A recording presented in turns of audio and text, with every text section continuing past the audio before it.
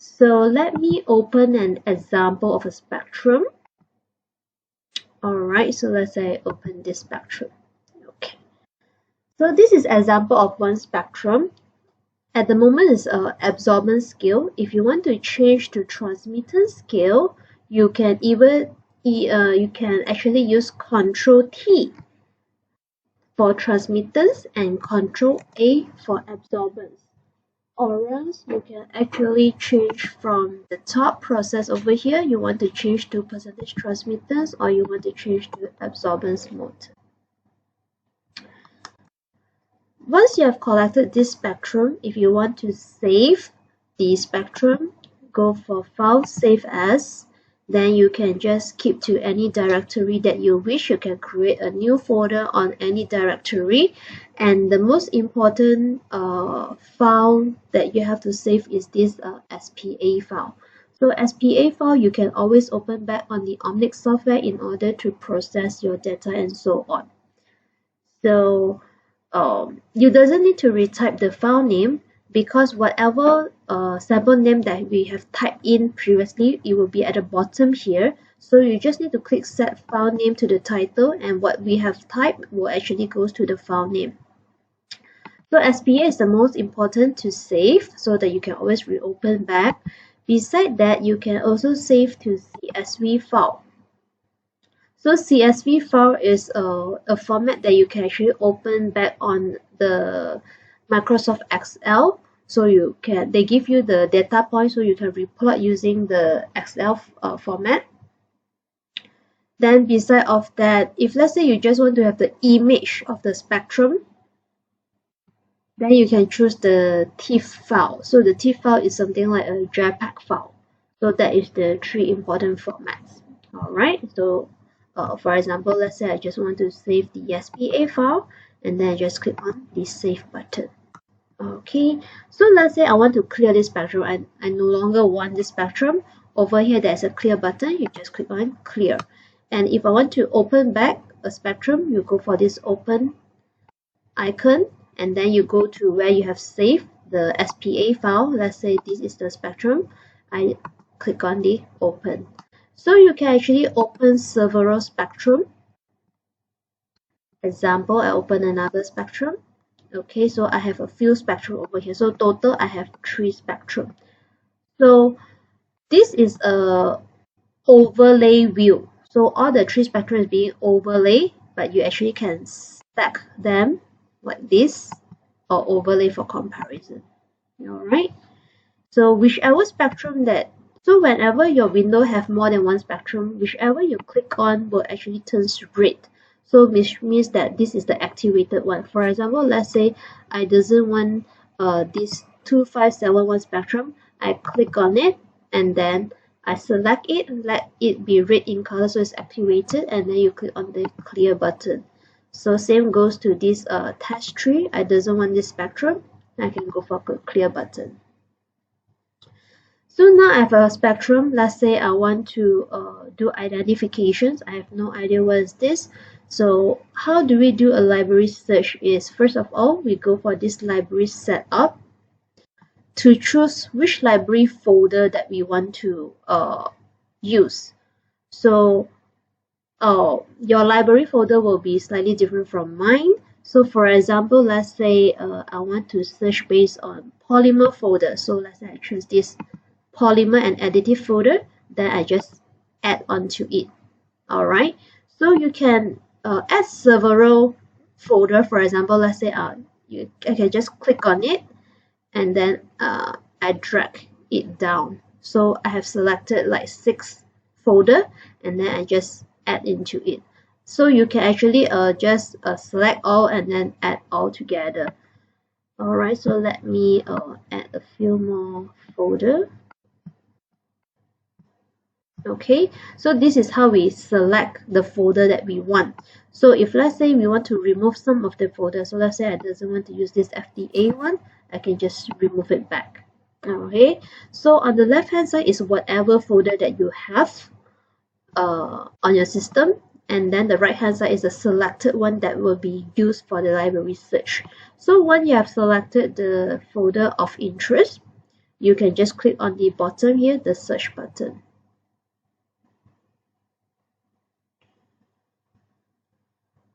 Okay, so now this is the search result.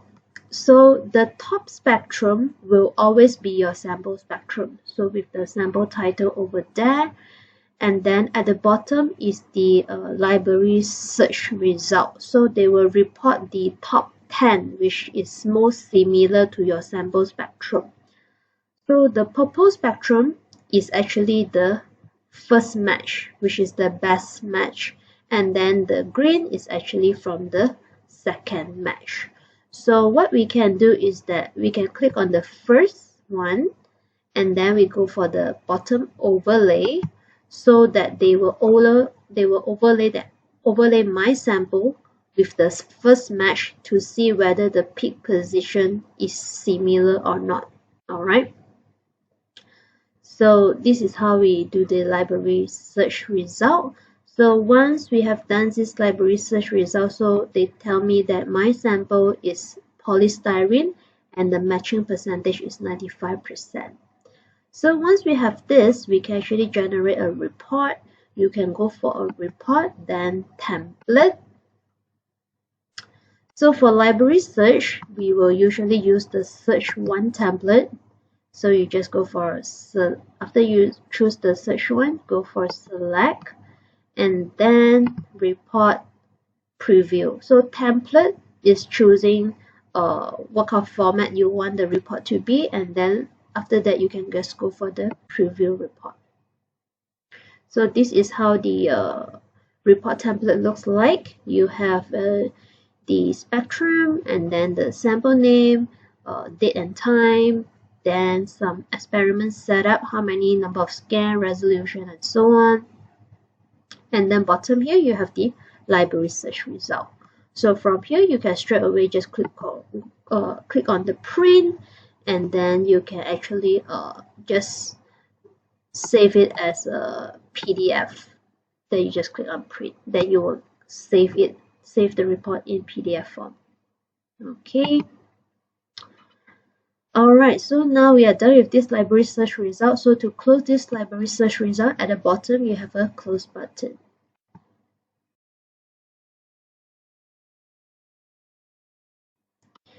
So beside that, let's say I want to label the peak wave number. So over here you have a find peaks. You just click on it, and then they will give you a line, a black line. So if let's say your spectrum is percentage transmittance, which the peaks is facing downwards, they will only label the peaks which is below this black line. So if let's say I want to label the wave number for all these kind of peaks, I will just need to go to a higher position and click on it, then the black line will move up. So you doesn't need to drag the black line, because you can't drag it. You just click whichever position you want it to be. Alright, so if let's say this is good enough, okay, over here. So if let's say you want to label all these tiny peaks, right? At the side here, the left hand side, you have the sensitivity bar. So you will just need to drag it to a higher sensitivity. Then even those small little peaks, they will label it. Alright, then you can just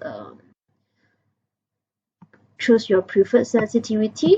If you are okay with it, then you can either replace the original spectrum, or you can just add to a different window.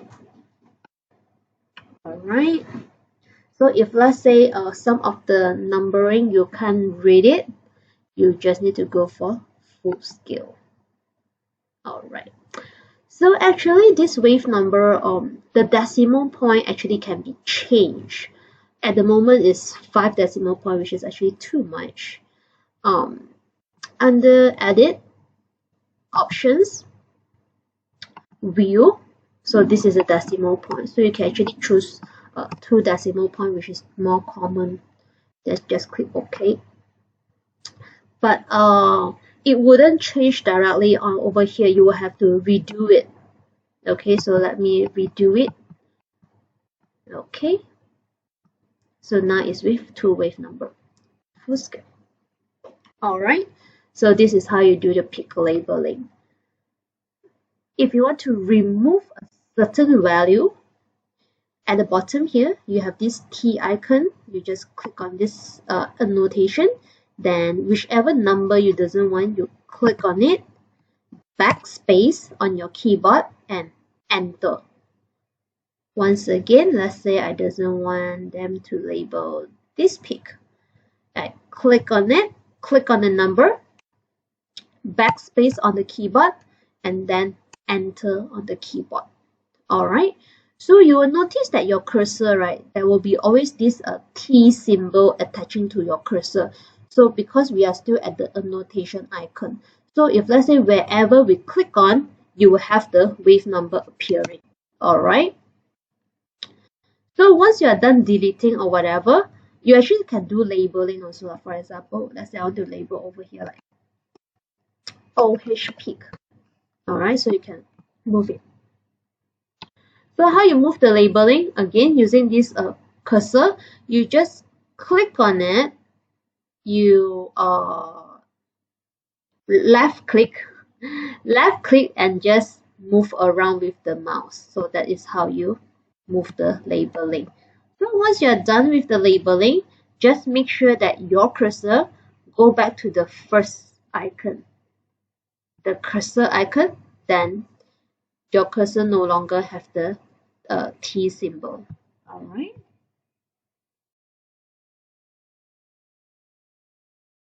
The next function, which is called as IR spectral interpretation. So this is more to, I want to know what type of functional group is present on my sample spectrum. So I will just need to click on this IR spectral interpretation, and then they will label the peaks according to the color. So for example, like this peak, the green one over here and here and here is related to aliphatic hydrocarbon, whereas the peak at the purple position and this part, this and this, is the aromatic functional group. If I have no idea what is aromatic functional group, at the bottom here, you can click on the info button. Alright. And then they will come up with all this theory, what is aromatic all about. So all this info doesn't require any internet access. It comes together with the software itself. Okay, so when you're done with this IR interpretations, then you can just close at the bottom here.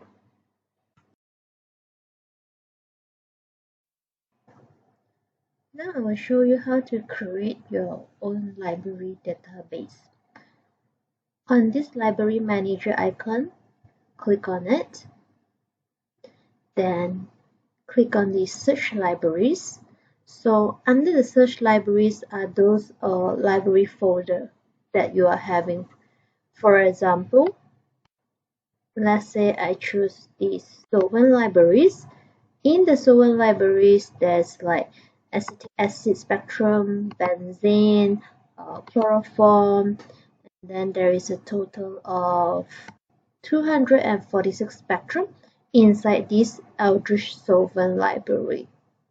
If let's say you want to search whether a certain compound is in your library database or not, you can click for this search for text, then search in all libraries, and you can key in what you want to look for. For example, let's say I'm looking for a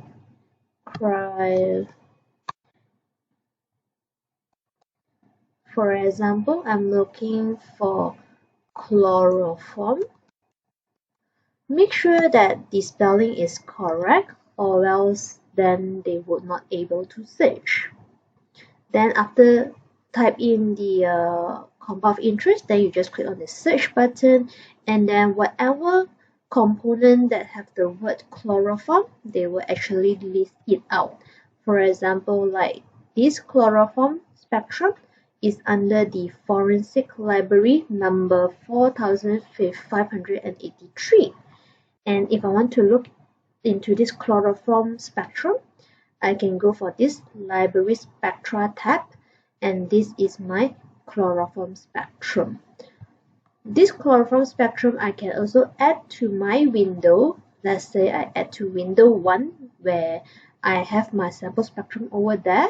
You just click on add, and then now I'm go back to my window 1. So the top is my sample spectrum, the bottom is the chloroform spectrum. So you can change them to the same scale and then overlay them to compare your spectrum with the library. Okay, back to the library manager. Alright, then now we want to create our own library database. You go for create library. Then you put in a name, example USIM. Then you go for next. You can put some comment for the library. You can enter the name, and where does this information comes out? It will comes out under the library info. You can also skip it if you doesn't want to key in anything. Same goes to here. You can key in additional informations about this library, but again you can actually just skip if you have no other comments for it. So next part is the spectral range. So the spectral range is very important. For example, let's say this library you choose 4000 to 400, and the spectrum that you are going to add into this library folder have to be 4000 to 400. If let's say your spectrum is 1008 to 400, so the range is not the same as the library range, so therefore your spectrum won't be able to add into the library. So make sure that you have one folder for your mid IR region and then another folder for your far IR region. Alright. So after you have choose the spectral range of interest, you just go for next, and then goes for the resolution. So similarly, if let's say your library is resolution of 4, only spectrum with resolution of 4 able to add into this library, or else if let's say one day you measure a spectrum using resolution of 8 and then you try to add into this library, then they will tell you that not able to add in because the parameters is different and so on. So just remember that your library spectral range and resolution must be the same with the spectrum you want to add in. So over here next, then over here, the processing part you can just leave it empty. So this is more to the corrections, baseline corrections. So if we collect the spectrum in a good way with good practice, generally it doesn't need much of the corrections. So we will just use the raw data as it is. Then you just click on finish. Okay, and then you should have a USIM folder somewhere. Okay, so you have a USIM folder here now. So inside this folder now, there is no spectrum. There's no spectrum in the selected library. Okay, and we go to window 1. Let's say this spectrum is the spectrum I want to add into the library. Then you just go for Analyze, Add to Library, choose the folder that you want to add into the USIM folder. Okay, then you can rename the compound name. If let's say it's good, then you just click on the OK. That's it. You have added the spectrum into the library of a folder that you have created. So we can back to the library manager. The USIM folder, now you have one spectrum. You can add a lot of spectrum. There's no limit. You can add up to like a few thousand of spectrum. The limit will be actually your computer memory. Let me add a few more into the library. For example, let's say use this.